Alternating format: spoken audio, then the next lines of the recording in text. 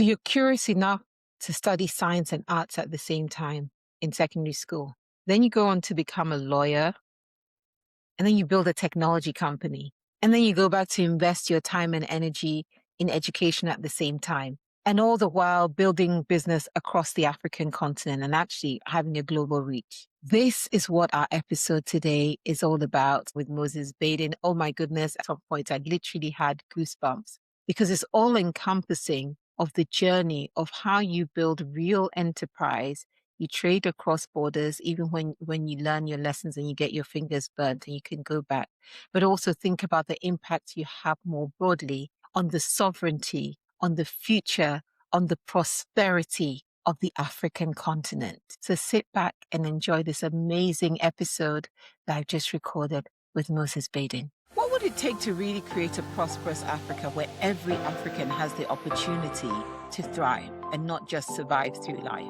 That's what we talk about at the Bold New Normal podcast. We talk to leaders about their areas of endeavor, the work that they're doing to bring the Bold New Normal to life within their sphere of influence, their staying power, and the fact that they serve as an example of what is possible. Join us.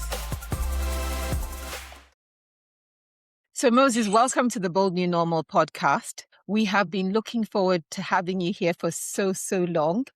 As you have been part of this journey, I won't give you all the preamble, but we're at a very critical point in the journey of the Bold New Normal, where since end of last year, we spent time re-strategizing and really identifying areas and pillars that we want to address. Of course, leadership is cuts across everything, but we also believe that underpinning the change that we need on our continent to prosper is transformation in technology. And then the critical areas that we need this is healthcare, education, agriculture, real enterprise, people like you who build businesses that really make an economic impact and trade beyond borders. And I feel like pretty much all of these areas you can speak to, whether it's going beyond borders, whether it's real enterprise, whether it is the impact of the work the work that you do has on other areas of the economy. So it's good. This is a tough one because we're going to try and narrow it down, but I know you'll speak to it more broadly. So tell us about the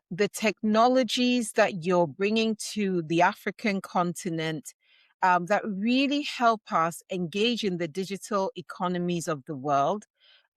Really, what does it mean to have the right ID systems that are traceable, the other technologies that it supports? And very importantly, and this is one that most of us, perhaps on our African continent, we're not normally able to get our heads around. How do you build a globally competitive technology company like Margins ID Group on the African continent? So there's importance of the technology that you bring, and we'd love to hear more. But also, how do you build that you can actually directly compete and say, no, we can build it right here in Africa? Well, I mean, the normal rules apply, right? So you see that identity is going to be the most foundational infrastructure for economy and increasingly a digital economy, artificial intelligence. So if we build structure that certifies the legal identity through a legal process of a person, and they collect the relevant information that we need as the core central identity data sets that both public and private use in transactions to ensure that people are who they claim they are, whether they're physically present or they are identifying remotely, doing transactions through complex digital systems. Then we're able to accelerate the rate of commerce and trade and increase the utility of our hours and productivity by being able to do this in real time, right? So whether it's mobile money transactions, whether it's purchase of goods, whether it's exchange of ideas, whether it's in education, whatever it is that we're doing, we're able to say that I'm who I am and I'm doing this. So that trust infrastructure allows us to scale globally without having to build physical infrastructure. And the other advantage is that we don't have to build our own infrastructure end to end in order to deliver a service or product or to transfer information, use or relevant data. We can scale infrastructureless by using our confirmed identity across infrastructure that we didn't build, some for a fee, some even for free, whilst maintaining our sovereignty on that data and ensuring that data privacy and protection is paramount. In the space of governments, it allows governments to offer government services digitally, transparently, honestly, objectively, and effectively in real time. What that does is to build a clean society. That means that you don't have to see anybody to get passport, a government service, or whatever, bribe them, take money on the table. It builds a clean society where governments are accountable because transactions are transparent, payment for services are online, person-to-person bribery and so on is difficult to effect.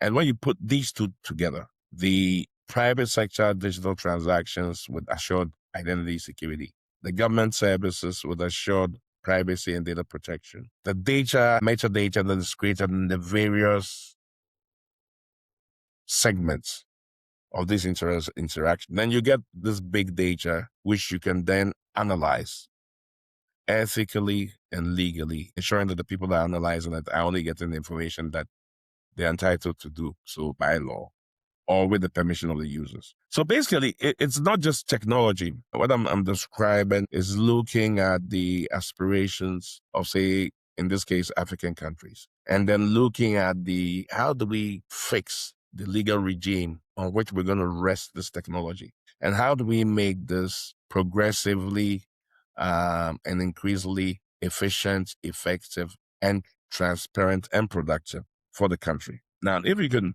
build this legal infrastructure based on rights and duties of citizens, data protection, privacy, based on goals and aspirations, objectives who are based on efficiency and effectiveness and the highest social, economic, and political impacts, then you will leapfrog centuries of dependency into a new world. And so when we think about technology, we just don't think about the technology itself in a vacuum. We think about how the technology is not just going to make money for us and other parties. That technology is actually going to improve everybody's life, ethically, legally, and protect citizens' rights so we don't have a big bad effect. The unfortunate thing about our business is that the transparency that it builds and accountability is not to everybody's liking. So you're going to have problems trying to build a business like that. And the mandate that this business rests on actually does not rest with the private sector. It rests with governments. So governments have to be willing to follow this roadmap that I've just laid out. And not for immediate benefits or short-term material gains, but for the future prosperity of their citizens. And this is the finest opportunity where the way that we do has the highest impact. And so working to convince people to do this, it can take you 2 lifetimes, right? But on the technology side, of course, we don't work in a vacuum. Main partners, and of course, is Danish. I have minority foreign ownership. And so the technology that we are building is not to go and reinvent everything from the start. It's to take a piece of technology and say, okay, does this fit in our design?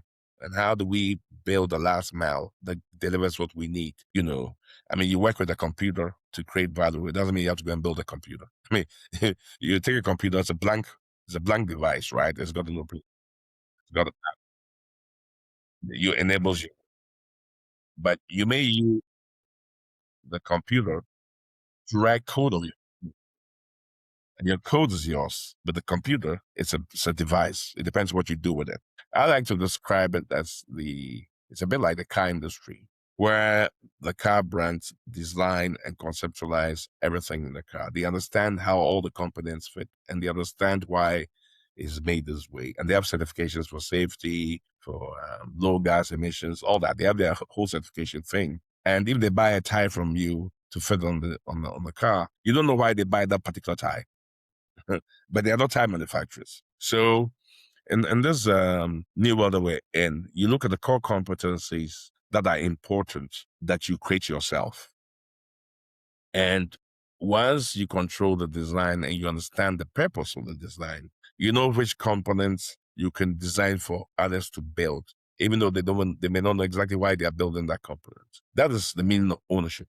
The architecture of the system, the purpose of the system, the construction of the system, the output of the system, and all the time looking at how you minimize risk and improve efficiency.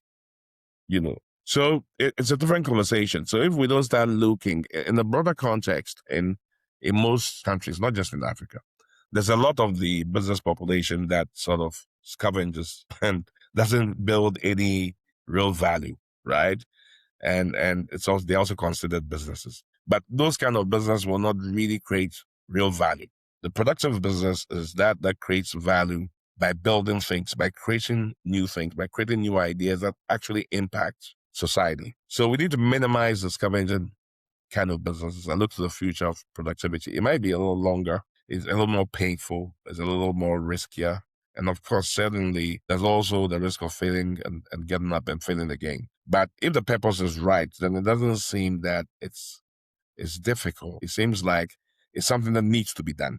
So purpose, even in design technology, is something that brings about a certain passion, a certain stamina to persevere in designing and building things that have meaning, So between the two, making a profit, of course, that's how you keep score of a business, making a profit.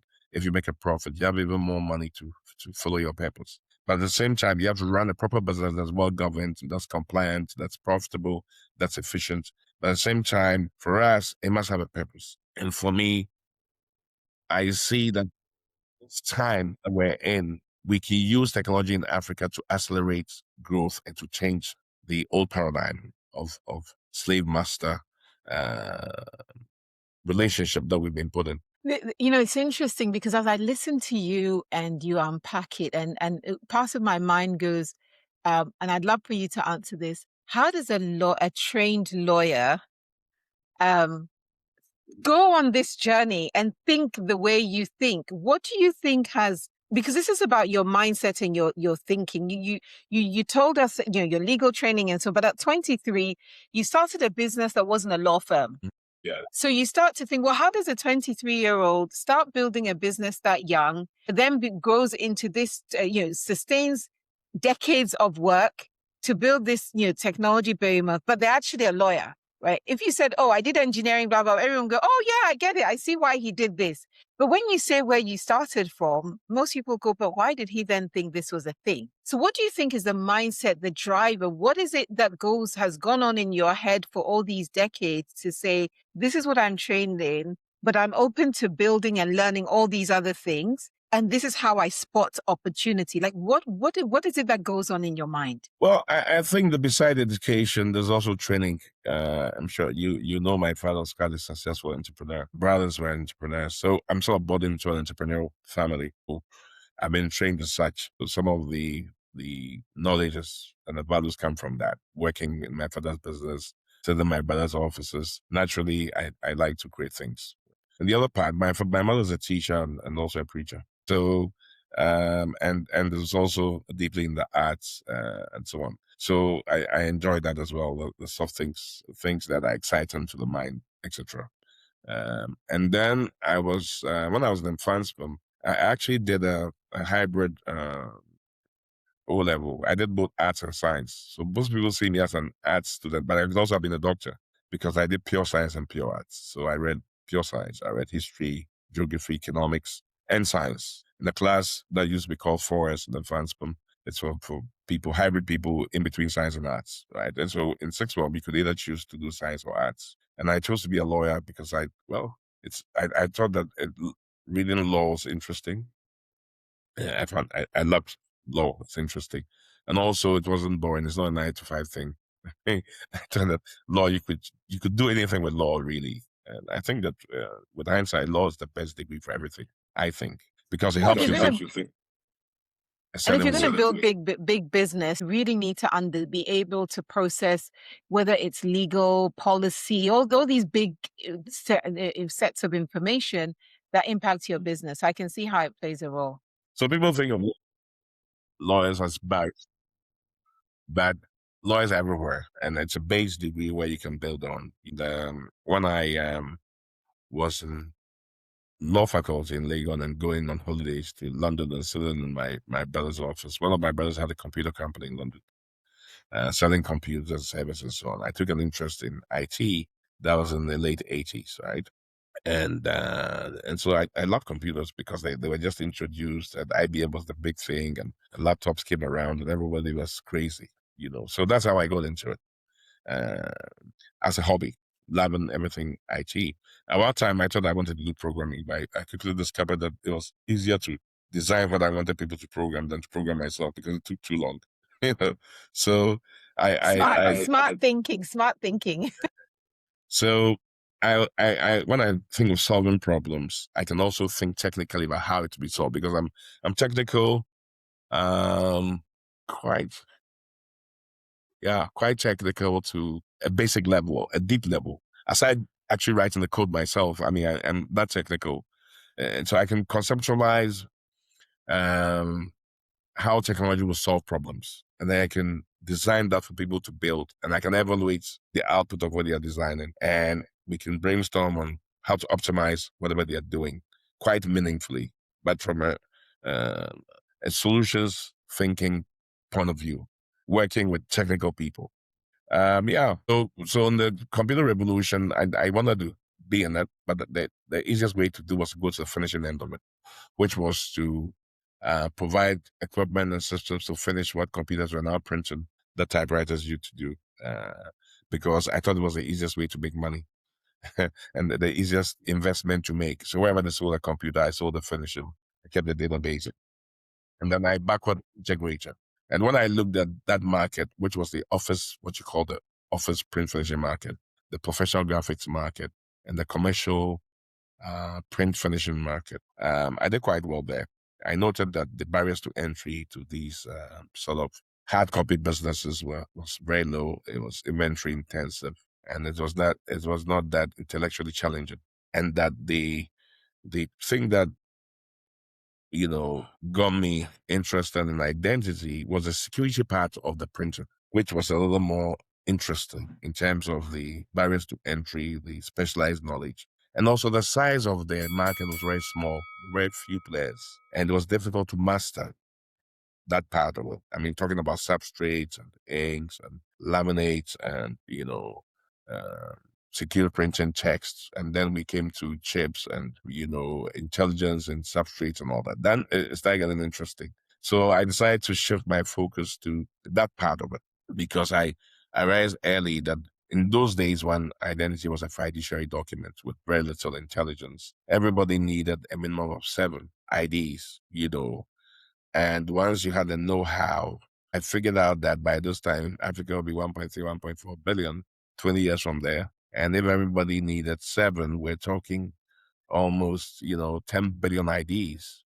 And if nobody was doing that in Africa, then if we became the leaders, then, 10 billion times those days, we're talking $2, $3 an ID. That's a lot of billions. So I thought, okay, we can, this is very interesting. We can go into this market, we can lead it because there's no African company that's focused there, and so we did that in the old fiduciary world where we made laminated IDs with special prints in them, with special substrates and inks. You needed to understand quite a bit of chemistry and engineering and physics and so on to know how to put these things together. And so we learned that 4S class was a very useful class to be in. Very, very. And I think we should probably do more of that because science allows you to think logically, right? If you understand the basics of science. But the arts also allows you to think more widely, and it also enriches your imagination. It also allows you to history, for instance, one of my very favorite topics, and history is a great teacher of how to read patterns and what's going to happen. So you combine that with science, and you have quite a good framework for more people. Completely agree. I agree. So when the physical document world merged with the IT world, i.e., the credit card world that had magnetic stripes at the back of a card that you put in an ATM with 3 tracks that you could write information in alphanumeric information to those stripes, and then you could put that into the ATM and put in a pin, and you could take money out of the wall, right? Then it went from marked stripes to having a chip that now could carry data on the card. So the card actually became a computer. And the way that you explain it, it's also the way that you understand how patterns are changing and impacting society and how the future is going to look like. You have to have a certain understanding of what the impact of some little changes could be. You take people like Bill Gates and Steve Jobs and so on. They're actually not building most of the things from scratch. They're just recognizing the opportunity of how things can be put together to create a new wave of new thinking. Absolutely. So when you had plastics being printed on by people like Polaroid and Kodak, and then you had the ATM world merging into the ID world, i.e., you now start writing data to cards, and you stop using just paper substrates and just normal polyester substrates, and you came into a CR80 card, which is a standard ISO card, credit card size. And then you have pictures being printed on it. And then you have information being written on it, whether it's barcode, mark stripe, and your chips that down, you by Moses law, continue to grow in capacity. And then you had near field communication, both contact and contactless features. Now you say, okay, fine, what does this mean? It means we actually put the whole computer on a piece of plastic that fits in our wallet. It's a computer. The only thing it lacks is an energy source, a screen, and a keyboard. Primarily. So basically, you energize the computer when you want to. Yeah. You got the keyboard. You can write to the chip or read what's on it, right? So think of it. A modern smart card is a computer, basically. So when people say, oh, we want to do a digital ID where you take your ID and you put it on your phone, and then the phone's computer runs it, I'm like, okay, fine. That's good, but the card itself is a computer. So basically what you're saying is that you're going to remove the data on the card and transfer it to the phone, to the same secure element on the same chip. But this time, you have a screen or you have a computer. Once you can break it down that way, you start understanding how to solve problems. And in the identity space, many European and American companies come and say, okay, we're going to solve Africa's problem. But in actual fact, the solution that they are proffering is a solution that they desire. So you have to look at it and say, what is the objective of this system design? What is it trying to solve? Is it that the vendors want the data from Africa to use for something else? Or they want to plug in and have some commercial interests? Or are they actually trying to solve social, economic, and political problems that Africans have? From the design, you shall know them, right? But in trying to build a system that suits them for Africa, they forget that the Africans themselves have a need. So those systems mostly are not sustainable because they're not built entirely for Africa. Even though technologically they are sound, the way that they are designed and implemented are not, in most cases, solving the African problem. So today, most of the ID world, which is driven mostly by Europeans and now Americans, in terms of the standards and the design and so on, say, okay, we want to build a digital ID. We need a digital ID. We don't no longer need a physical ID. And I'm like, okay. So in Ghana, mobile phones are maybe 28 million a year now. And smartphones is about 20% of that. And most people own two of them at the time. So you can say, okay, even if you took a simple 20%, you've been saying that maybe 7 million people have smartphones. Okay. Now, what's the use of a digital ID that only serves 7 million people? You understand me? So we do a digital ID. How do we solve healthcare in the villages? Exactly.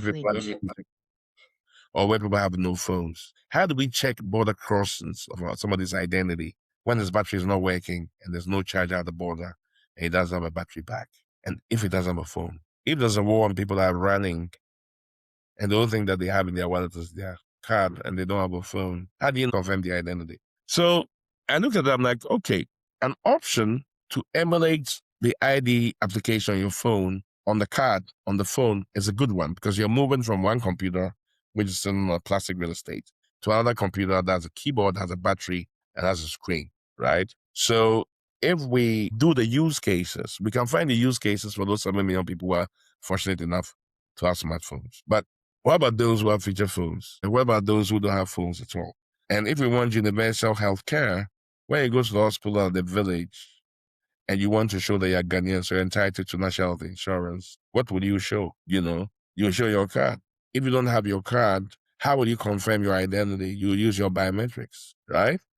And if the village doctor is the other person with a device, you can put your national ID number, have a face portrait taken, and you can confirm your identity then and then.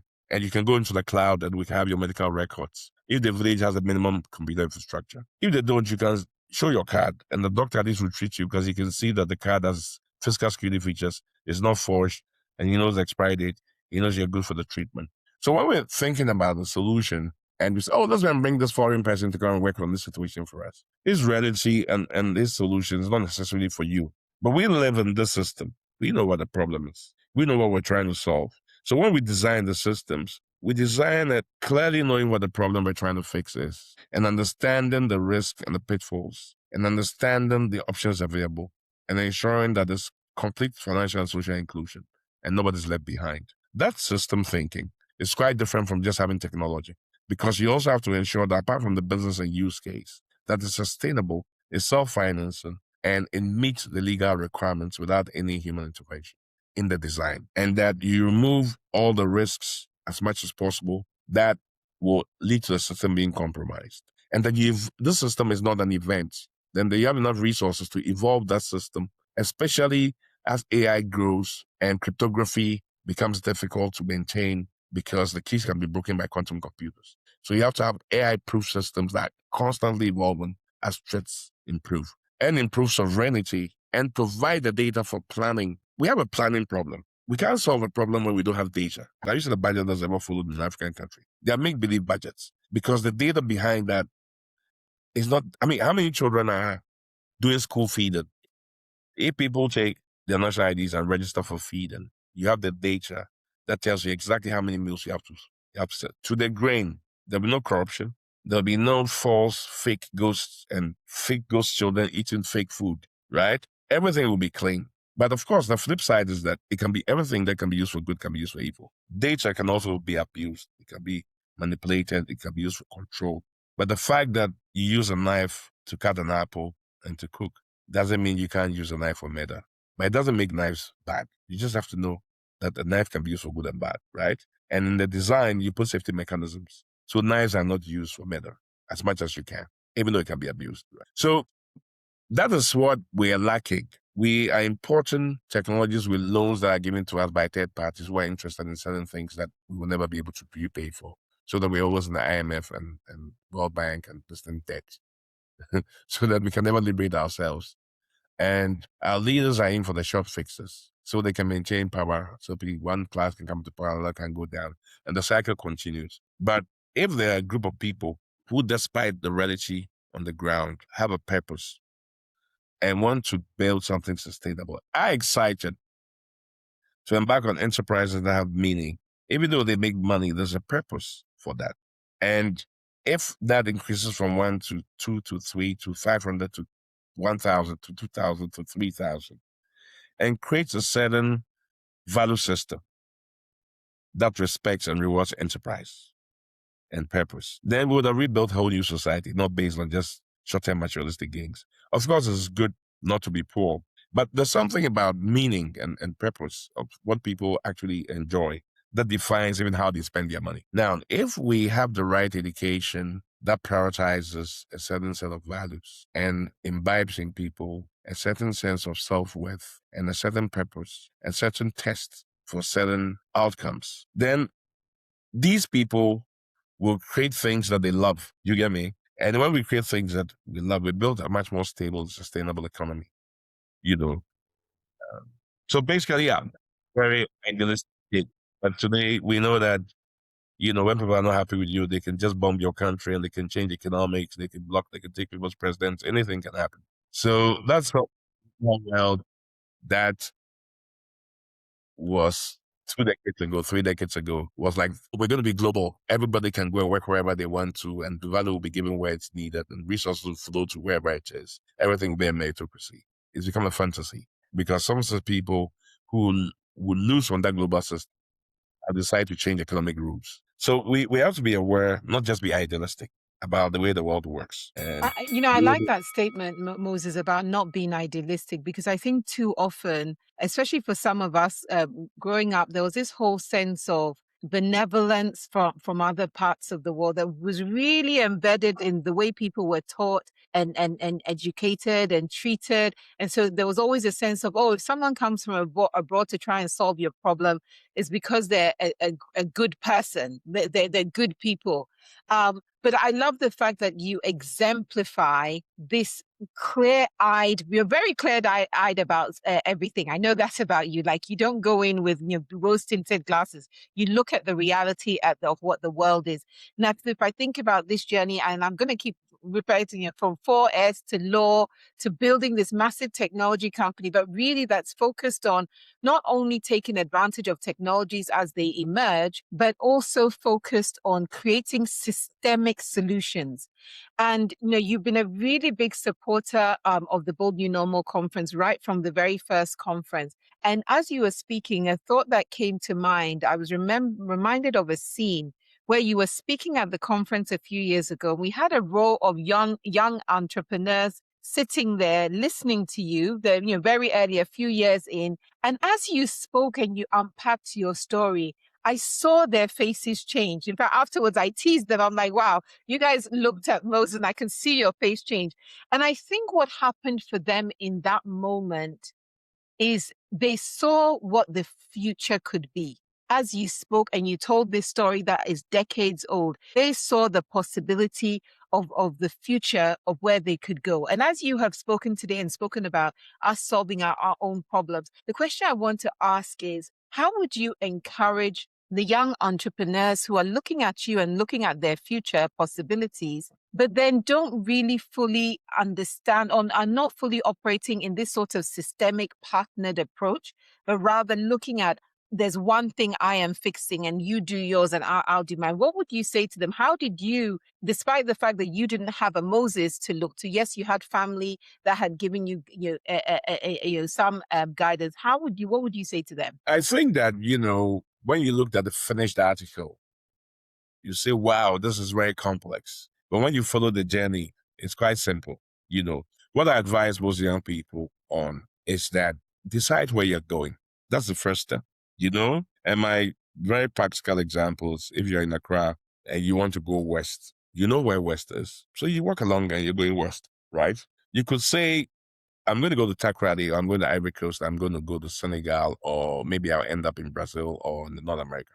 But if you say, my direction is west, there's no way you end up in the north. I love But that. if you know where you're going, you see that clarity. If you don't know where you're going, then some people come and say, hey, there's something else going on in Tamale. Why don't you send them this nice S-class? Let's go to Tamale. My friends are, Tamale, no, that's not where I'm going. You go in your S-class. I'm going west. And whilst I'm walking west, I might meet Lucy, who's driving a car, and say, hey, where are you going? So I'm going west, Takrady and beyond. Oh, I'm going to Takrady, I can give you a lift. But if I was never on that road, how would I meet you? So we go towards what we're seeking. And in the beginning, it's all very confusing. We all know when you're finishing school, you don't know what to do. You're thinking what's out of 1,000 things, what to do. And it's the same for everybody. So if you're getting confused, no, it's normal, but choose your direction. I mean, I've met some amazing people. And when the world was really getting globalized, I took advantage of that. And I have a lot of mentors. Aside my parents' training at the schools I went to, I had a lot of mentors in Europe. Who taught me a lot of things I didn't know. I had a lot of mentors in Asia. I roamed the world. I met so many people. I learned from so many people things that I know now. But I was going in a certain direction. So I knew what questions I wanted to ask that were confusing me. And I knew the answers that I wanted. And when I had them, I knew, that's the solution. But if you didn't have a question, even if they gave you the answer, how would you know that's an answer? You have no question. You get me? So really, culture comes with direction and what you're seeking. If you're going in the right direction and you want to solve a problem and you can't do it, then you have questions. Then when you have questions, you have to find the person who knows the answer. I'm sure, Lucy, when I called you, you was not, okay, Moses, he must have something to ask, or he must have something to say. I know that's what you. Yeah, Lucy, this. How do I do this? It's because I know you can give me in 5 minutes what would take me 20 years to learn. But I have to know exactly what it is that I want to ask you. If I come to a board meeting and they are not going to be there, I'm going to prepare. I need to ask Lucy this one question. She must know because she's an engineer. She's worked in banking, finance, telecom. I want to solve this problem. This is the question I'm going to ask her. One sentence. And I'm going to listen to what she tells me because she knows. Now, if you give me that answer, that's your whole career in 5 minutes. The importance of how I treat it is how I respect and know about what your competence is. Yes, that me. So as long as you can find competent people who've done it before to answer your question, what is there to fear? You don't even need to be intelligent. You just need to know intelligent people, right? But you have to have a question. So when I'm trying to solve a problem, I start by saying, okay, this is the problem that I want to solve.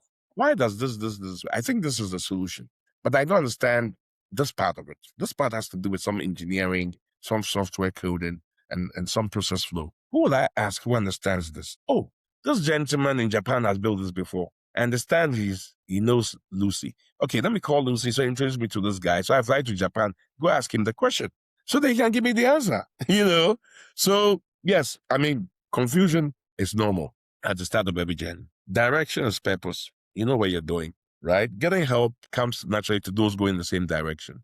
Having a question only occurs when you're trying to solve a problem. And when you're trying to solve a problem, you have a precise question. Having a precise question allows you to find the precise person who can answer it. That will save you time.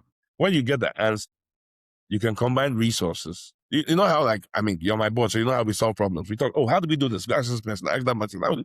We talk until we have a certain understanding of how we're going to do it. There's some problem we're trying to solve now that's been on the table for a while. I'm still thinking, still asking, still finding. And some, I'm so, okay, Lucy knows how to do this. Why don't you handle this? And we're looking for a person. This person, what will be his qualities? This. Hey, I don't know how to find such a person. Maybe I should ask Lucy. Lucy, how do we find this person? You're in that world, okay, this is what we do. I introduce you to this guy, you do this. And then within months, we solved it. And then we get a good solution. I don't sit in my room in the morning and think, so why don't I go and get a Jacko's son? He has finished school. Maybe he can do this work. It doesn't work that way. So I guess that the global world and I don't, even when I say Africa should solve its own problems, I'm not like we're going back to pre-colonial world or pre-slave trade or blaming anybody, not that kind of victim type of mentality. Most of my partners, actually, most of my greatest friends are not even African, but they understand my passion for what I want to do. And some of them have sold their companies to follow me over 30 years, believing that, they see something in me about that they think will work. And so it's not even a color thing per se. We're only talking Africa because I think Africa has the biggest opportunity for people like me and you, people of color, because we're accepted here. And I don't use that in a racist sense, that we're all black. No. I'm talking about opportunity. I'm talking about solutions in a place where there are so many resources, there are so many problems to solve, there's so much money to be made, and there's so much impact, meaningful impact to be made in this region. And you can solve that by connecting globally, not just African-wide. It's not a black negritude thing. It's just a framework for thinking, right? But in solving it, all the problems, all the solutions, or the components of it will not come from here.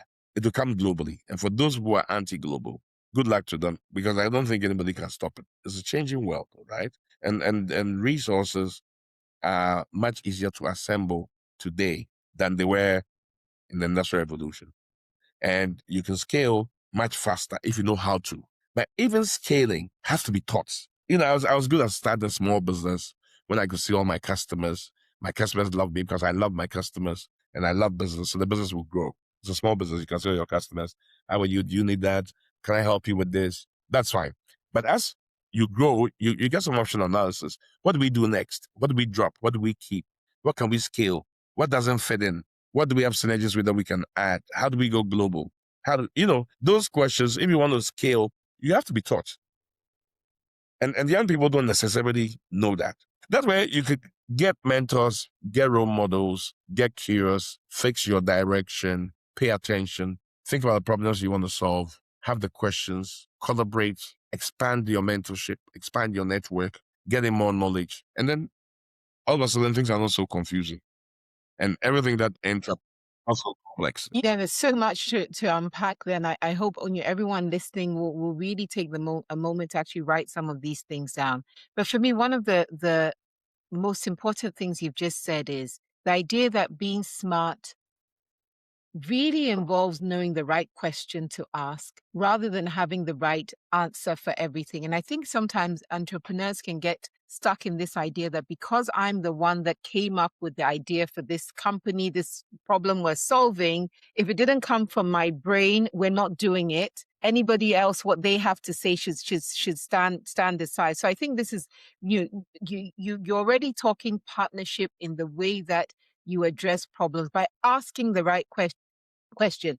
But Moses, the other thing I know about you, and you've touched on this a little bit, is to say that you also partner with people globally. And so you're not holding everything and saying, you know what, it's only about me and here and now. And I think a lot of people struggle with the concept that you can partner. And yet when people are outside of Africa and they need resources from Africa, they don't shy away from what they need from Africa. And yet sometimes we are shying away from that partnership and those solutions that we can embed in what we're really crafting. We have an opportunity with over a billion Africans, right? 1.34 billion Africans. What would you say? And this is one more question on entrepreneurship, and I'm really thinking about trade beyond borders here. What would you say to the young entrepreneur who feels that his solution or her solution is only relevant to a certain society? What are some of the crossovers and connectivity that you've seen across the African continent that tell you that a solution you create in Ghana is an African solution at the very minimum? And I know your solutions are globally applicable, but even for the one who's just thinking Ghana, how do you convince them that at least they should think Africa? Well, Lucy, it's not that easy, huh? Because and we shouldn't oversimplify it. The opportunities are big, but the challenges and the risks. I think that in order to cross borders, it's a timing issue. Maybe about 20 years ago, 18 years ago, we expanded to Uganda, Tanzania, and we were there for a couple of years. We made no money. We lost a lot of money, and we shut down, right? Because we were too early, and the amount of investment, though we made quite some significant investments, the amount of investments that we needed to make to break through and the kind of resources that we needed at that time was not enough, and we were not big enough in the kind of business that we're in to be able to make those entries. So we had to close the companies and come back to Ghana. And we had also this barriers of stereotyping. Because we're an African technology company, if you went and sat in front of an African government or big corporate and say, we will build this solution, they'll be like, but you're African, how can you even think of building this solution? No African companies that build this kind of technology. Where have you done it? And how are you sure that it will work? Why don't we just go and buy from these vendors who've done it so many times? So in the end, we had to come back to Ghana. And I said, okay, fine. We don't have enough resources to do this cross-border thing at the moment. What we need to do is to focus on demonstrating and building what we say we can build. Because people want signs and wonders. They don't believe that the carpenter's son can amount to anything. So we need to really build something that is show. So we came back to Ghana and we focused on building the first card body manufacturing facility in Sub-Saharan Africa. That was something that people would see. And so we focused all our energy in doing that. And when we did that, it was, they can build a whole factory that's the first, then they can actually make these things. Then maybe they're serious, Then we went back to the technology company and started building our own software and infrastructure. And then we started a few projects that we could do end to end.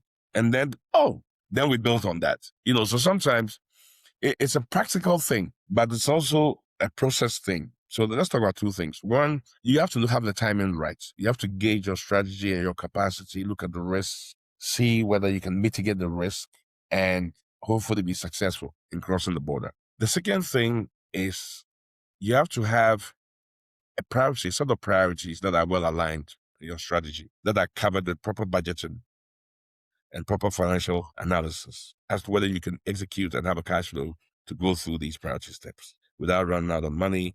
And borrowing money here is also very difficult. So you have to figure out whether you have the balance sheet to be able to raise money and how much can you raise and how will that plug the holes that you have. Whether at the end of the day, you will reach the promised land. Then there's the process. And that's where most people fail. People are very good at small enterprises. But when they scale, they fail because they don't have the governance structures and systems, the compliance systems, and the legal underpinnings and processes that proper companies should have. So they're not in control of the information and of the data for decision making. So of course they'll make the wrong decisions, and the company most likely will collapse. So processes are very important. How can people enter into agreements without strong partnerships, without strong agreements that will stand the test of time? And this is not just even Ghana. I've seen it in Europe. I've seen it in Asia. I've seen it in America. I mean, I've seen very badly run companies in Europe.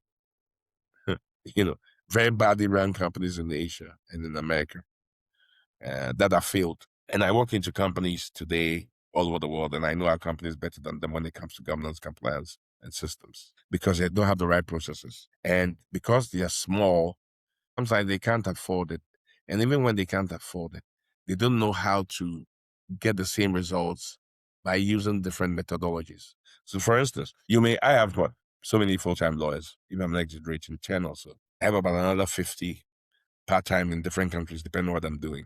But the cheap lawyer always causes you problems because the basis of anything is an agreement, right? So if you go and you want to buy technology abroad from company A in London, and the terms under which you're buying that agreement are not properly structured, and you don't think the long term about what you want, and this is not expressed in a proper contract that's drawn up by proper lawyers who know what to do, then chances are when there's a problem, you're going to lose your money.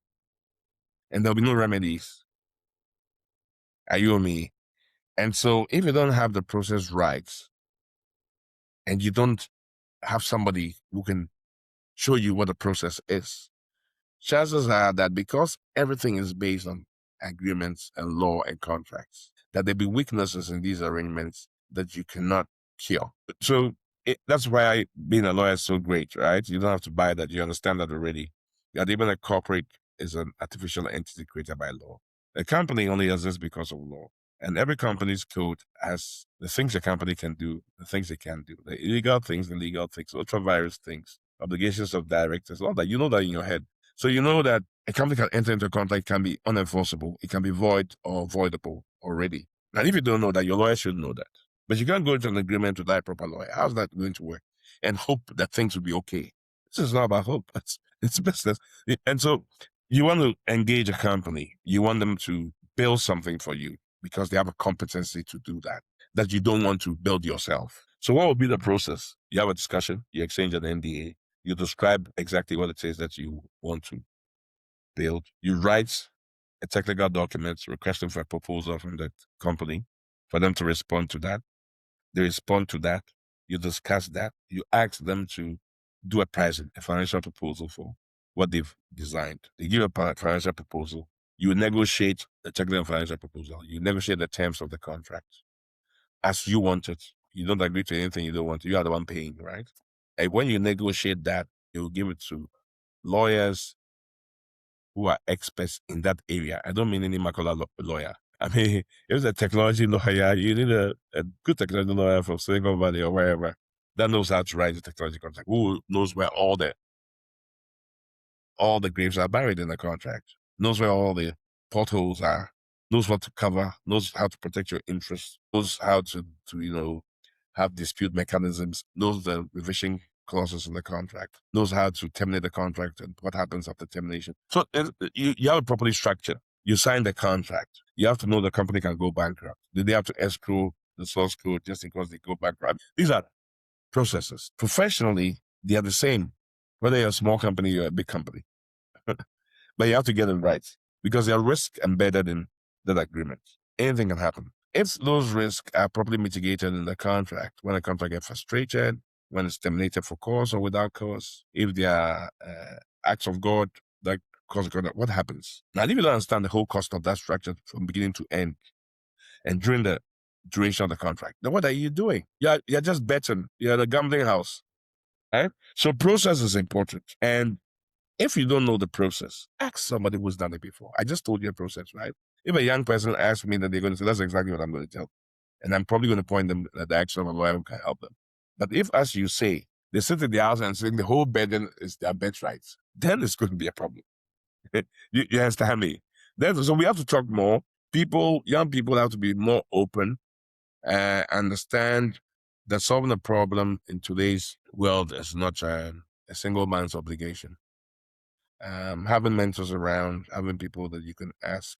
Most of the important things are free. See the right person, ask the right question. Most people won't refuse to give you what they've learned over 35 years, 40 years. It's you just have the right question. But some of the people want you to get into their head and figure out what they need, which is really not practical. So there's an attitude problem. You're responsible for yourself. You seek what you need. Be diligent and earnest in that search for the things that you need. That's the thing that you have to worry about every day. Who can I ask? What should I do? This is where I want to go. I want to go to Takrady. I haven't been there before. Should I go and ask Lucy, who just came from there last week? How's it like? How's the journey going to be? You know, I don't know. Maybe we're not trained like that as well. There's something to do with being timid. And also, maybe they don't have enough role models that are open enough to allow them to understand what to do. But don't think the burden is all yours. And in these days of AI, I mean, come on.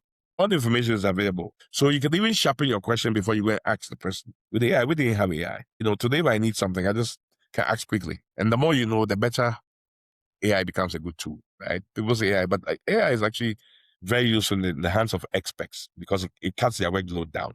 Because I'm a lawyer, I can do the work of 1,000 lawyers in a few hours with AI because I know exactly what it is that I want to ask. That's also a question. You know what I'm saying? 100%, 100%. And Yeah. Moses, I love the fact that I asked you a question about going, international, and you were very candid about how to think about it and shared your experience. You come, brought the company back home. You built a factory that produces cardboard to global standards. Everyone who, I've been there, and even the levels of security alone, even not just even the output, the product, but even the way the whole place is managed is really to global standards. You've taken us on a journey from, lamination, interest in computing, from a lawyer, to lamination, to dealing with the output of computers, to building identity systems. Today we have the identity, the national ID that is fully implemented in Ghana. We have it going abroad, whether it is foreigners in Ghana, you now go to, exploring the rest of West Africa, of Africa. We have a border a system, right, for validating entry, which again, homegrown, homemade, still from the young man in 4S, right? So we're still on his journey. And so it's remarkable that in over 35 years, you've gone on this journey that has now produced a good, and I call it a national good, because it's a system that facilitates so much of the way we operate. You've touched on how it impacts healthcare and how knowing the identity of an individual is so important. You've touched on data sets, and you touched on the fact that even for our national financial planning, we need to know who the people are, where they are, exactly, and what they're doing. And of course, you've touched on education, but I want to double click a little bit on education as we start to wrap up. And I know in recent times, you've really delved deeper into education. You're the Busiapeni of Infansipim School. And I know it's really important to you. Now, most entrepreneurs get to a point, some early in their journey, and I think for you, it's been throughout your journey, some later in their journey, they think that, oh, I need to deliberately do some giving back. But that you could do at arm's length. You could just ship some money to some institution and say, I'm done. But this is a situation where you have decided to take on and invest your time, your intelligence, your passions in there. What drove you? I know you love Infansipim School, but this is more than just loving your school. What drove you to really step into a role that requires you bringing your expertise to the table to make a difference, not only to one school, but to actually education in the country? Because I know that my school looks up to some of the work that you're doing. So what's the driver there? What takes you there? So yeah, we have to go back to my childhood. I did mention to you that I went to Chapel Hill, right? And the story about Chapel Hill is that when I was born, my parents and their friends had decided that they did not want to send their children to Takoradi International School, which was a British school, because they wanted their children to have a different kind of education that was both global and but African centric. So these families came together and built a private school called Chapel Hill School. And Chapel Hill School, if you check anybody who's been in the Western region, chances are that majority of them went to Chapel Hill School.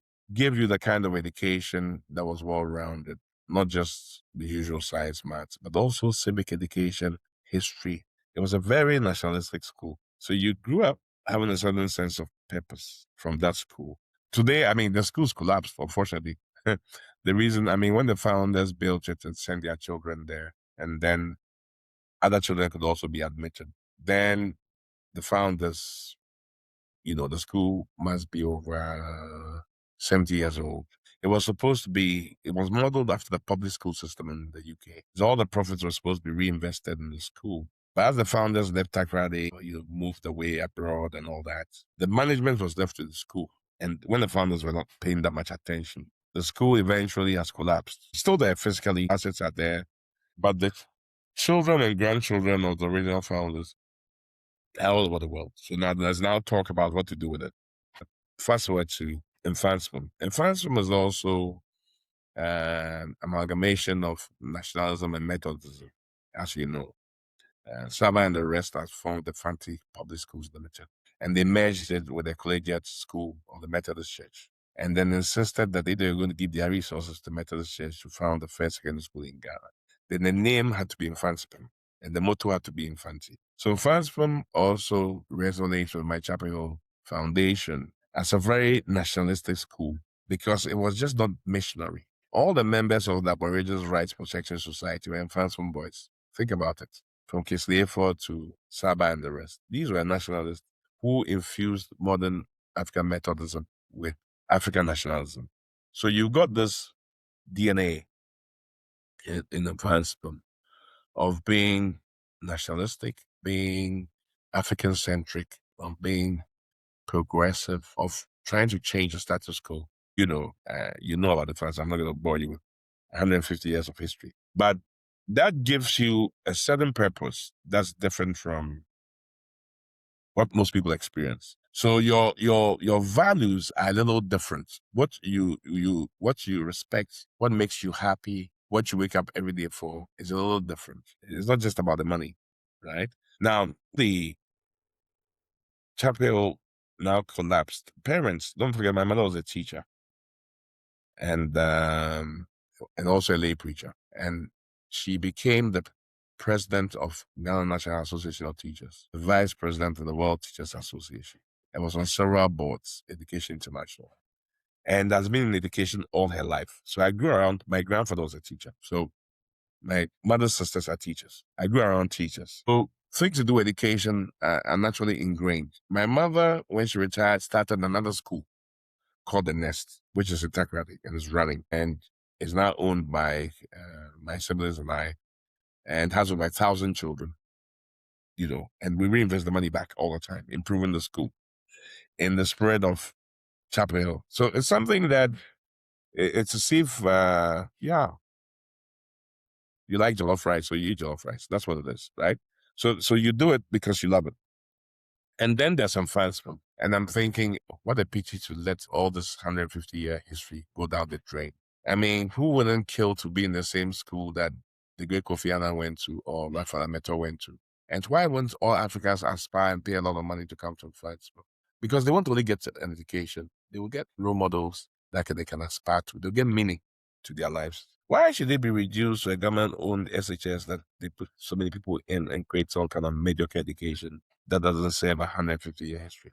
Can we do something about it? Maybe, why don't we try? So that's something, purpose, right? So hands off will not be good enough.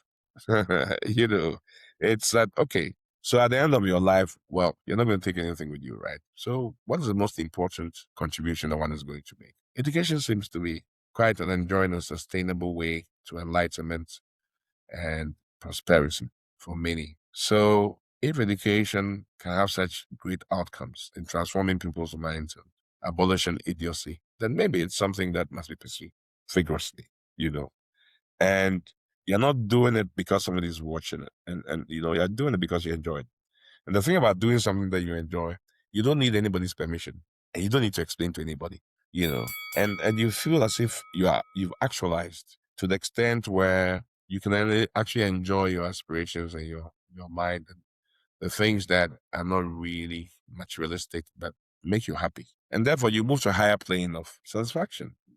I think, yeah. So if we do that, and many more people do that, imagine an empowered society where the prosperous people are minded and love to do things that empower society freely because they love to, and how that will shape the values of the wider society. And where are all these things coming from? You talk about Mesa Saba, you talk about Rafamato, you talk about the great Kwaboni, who gave Kwabotre the lands that are there.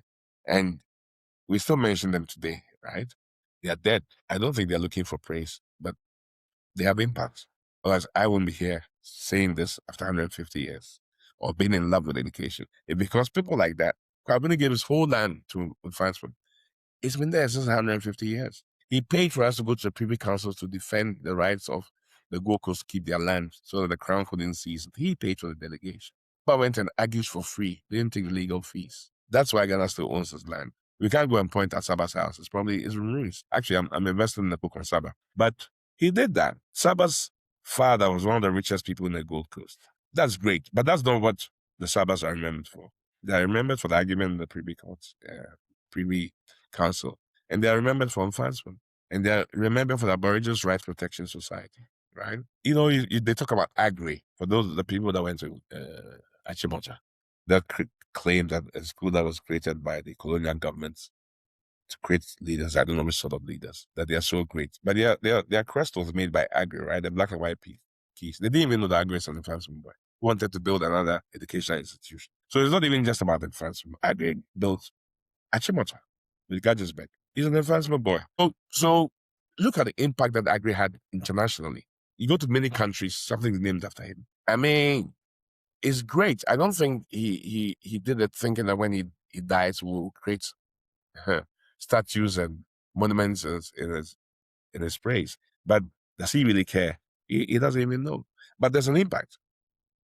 So if we all thought like that, we probably will have a more enlightened society. If people who thought like that became the mainstream in leadership, then their decisions will be different because their love will be different. The things that they love will be different. It won't be about just material things. Nobody teaches what you love. It's ingrained in you over time from where you come from. So education can do that. I'm so glad I asked you the question, because as you responded that, I literally had goosebumps. It's so sobering to know about the people who really made a real sacrifice to make a difference. And I only asked you about being a Busia opinion, but what you've enumerated really, I think for anyone listening, should really walk away thinking about not necessarily, to your point, what am I doing for praise, but what is the greater impact of something I can do because I have the means, the power, the opportunity, whatever it is that could live me. Because whether it is the choices and decisions of those who came before you, which has impacted your life, or the people who built out a school like Advancement, which the entire country has been inspired by, right? There's no secondary school in Ghana that hasn't drawn anything from Advancement. Even the evidence and the proof that secondary education, it was relevant for the young African, that alone is a story in and of itself. And it's one of the few places on the continent where you can say it's existed for such a long time and continues to exist. So I think that idea that you want to draw on past lessons to sustain this really important institution for generations to come, honestly, that inspired. I literally had goosebumps. I was tearing up. I was like, this is why we wake up in the morning. So Moses, I know we've completely run over. I really appreciate the fact that you've taken the time to really unpack so much of what you've done professionally, what's inspired you, what continues to inspire you. If you had to say to anyone listening, as you wrap up in your final words, what should we hope for our country, Ghana, If you're not Ghanaian, you could be anywhere on the African continent or in the world. But I want to narrow it down to Africans. If you had to say something of what we should hope for, and hope not just hope as a dream, but hope that we will commit to as a direction, as you remind us, what should we be thinking about? Well, I mean, uh, Lucy, I mean, you have created the bold new normal, right? And I saw that you've crossed the border to Congo. And last I saw you on Facebook, and you've crossed languages from English to French as well. And I don't know why you do it, but it has an impact, right? And you have a book. You do this every year, and you are an example for people to follow. Now, imagine there were 1,000 more people like you. What would the impact be? So I think going forward is to create the right kind of people who would do the little enlightened things that will have an impact on society and will let people think differently and aspire differently. You see, in everybody's mind, there is an idea of what success is like or should be like for them. And unfortunately, in today's society, success for people is to make money whichever way, however, and to not feel even the slightest guilt about how the money is made. And that speaks to something about our values now. Because I remember in the old days, it wasn't enough just to make money. If you made money and you made it the wrong way, people whisper behind your back, "Are you me?" And it didn't mean that you literally would be invited to any forum. Money didn't automatically translate to respect. But today, it seems that we've left those old values and people can accept material wealth without any question, without being asking how the money is made, and people don't care. So if we look at those old values and we look at how we're going to create new role models like you, who would teach a different kind of view of success and inspire people to think differently, then maybe society will be better. And if this is embedded not just in our curriculum in school, but also in our mentorship and in our training. And if people who are well off and are successful can see these investments as something that is satisfying, something that's worthy, or something that gives them purpose, then I think that you create a swell that will then push us in the right direction. So continue doing what you're doing. Let's hope that many more people will find that useful. And yeah, I mean, you can have $1 billion, but there'll be only one Lucy Quist, right? So which one is more valuable? Yes, I mean, people now start aspiring to that. Young women want to aspire to be like you, and they want to aim for excellence, and they want to aim for impact. Those little steps, those little lights, is going to enlighten the whole nation. So for me, it's to continue to build companies, inspire people to dream, to create jobs for talented people to pursue the visions of the companies that I'm building. And in my own pursuit is to still focus on education, mentorship, and social investment that makes an impact. Well, Moses, we are very fortunate to have you as such a shining light example that we can talk about and point to anywhere in the world. When I say that with all seriousness, because you know me enough by now to know that I'm also very careful about my associations and so on, and it's always a pleasure to work with you. But I want to say a very, very big thank you for today, for this episode. I've been looking forward to it so much. You've shared so much that we're going to have to unpack, slice, and dice into portions that people can actually consume, because these are master classes. These are classes that I learn from, but everyone listening to gets to learn from, dedicated and focused on you. So Moses, thank you very much. I appreciate you. Thank you, Lucy. Thank you. Glad you found it useful. Thank you for tuning in to The Bold New Normal.